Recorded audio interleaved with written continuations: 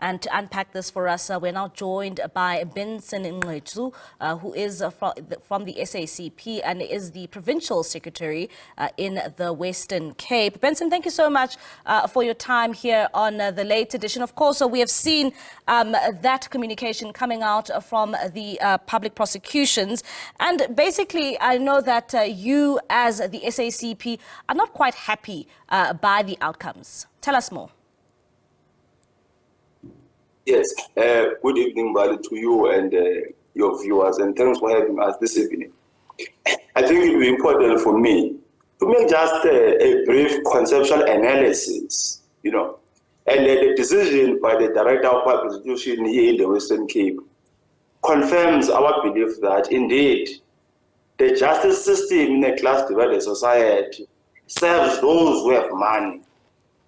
And this point is important if you were to understand the ownership of the entity. And here, I'm not narrowing this to the NPA. The criminal justice system starts from the South African Police Service.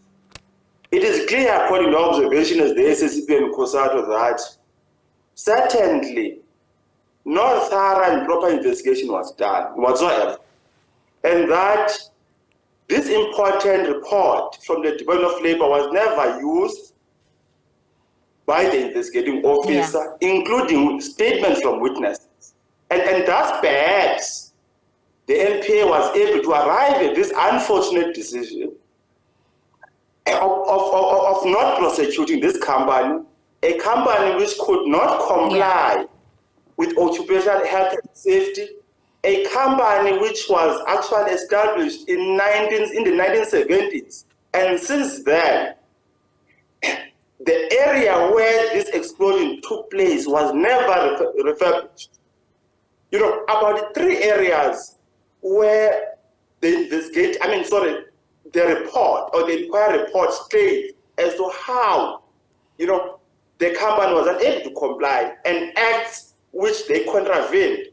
And therefore, the SACP will say, and the Cosatu are disappointed, and this matter must be taken up. And that's the call on the Provincial Commissioner and the Director of Public Prosecution to intervene on this mess. We've seen the statement coming out from the Director of Public Prosecution, and in the statement they say that given all the evidence, there was no reasonable prospect of a successful prosecution. Why do you dispute this? I know that you have said that there was no proper investigation. Then why not go back to ensure that there is indeed a proper investigation so that you can bring the evidence which you claim is there? You see, if you go to the report, the inquiry report, the report states clearly, firstly, that 1, the iris valve was installed without a risk assessment without prior risk assessment. That's a very important point. And many other acts, which includes Section 8 of the Occupational Health and Safety Act of 85 of 1993. About the 3 acts are specified that the company could not comply. So it is on those bases that we are saying probably the investigating officer could not be able to read and understand the contents of the report, the witnesses, the evidence, and they gave the NPA an empty docket, if you like. I'm deeply interested to see this docket as to what is contained in this docket. That is why the SACP and Cosatu this week will be going to Macassar, engage with the family of the 8 deceased and the broader community of Macassar to say, listen, justice must be served for these people, and therefore, what is it that we must do to ensure that we challenge the unfortunate decision by the NPA? And to ensure that the Macassar 8 are served by the justice of this country.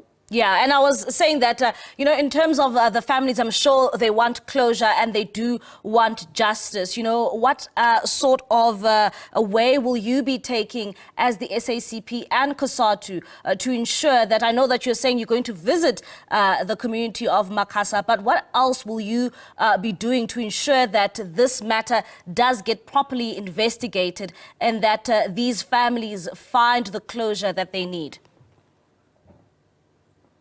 Fortunately, in this week, we'll also be meeting with working class lawyers.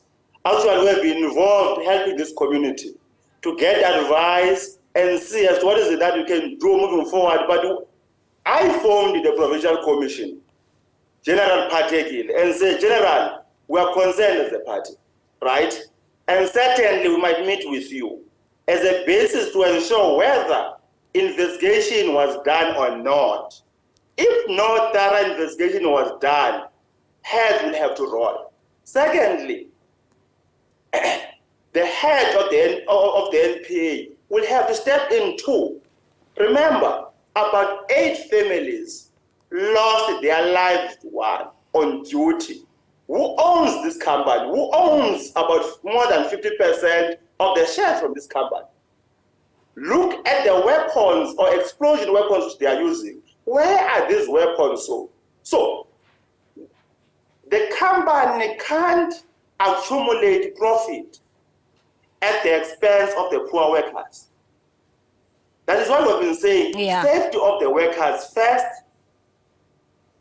And Benson, when it comes to the families of those 8 people who perished in that explosion, maybe tell us a bit more about them.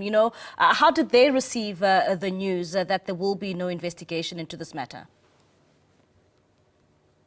As a party, we are going to have something concrete on that this week, because we had our bilateral with Cosatu and engaging with the lawyers, to establish and how we should approach this matter. And we'll be meeting with them, and there are comrades who are working on the ground, and we'll be meeting them this week, and we'll be able to interface with them so that they can be able to get together, the family members, And remember, this is a very sensitive matter. Actually, this outcome, this unfortunate decision, reopened the wounds of these families. So yeah, this is a quite delicate matter. We hope and trust that indeed justice will prevail and serve the Macassar 8 who perished on the 3rd of September 2018. All and right. in 2021, I must make this point, there was yet another explosion in the same company. And that is why actually we say, why is the operating license of this company not withdrawn? Or are the authorities scared of those who are in charge? Are the authorities prepared to kill the entire community of Macassar? And this is a matter the party in Cosatu is going to take up serious. We're not going to rest till justice is served for these workers who perished in 2018. Benson Ngqentsu, thank you so much for your time. That is Benson Ngqentsu from the SACP in the Western Cape.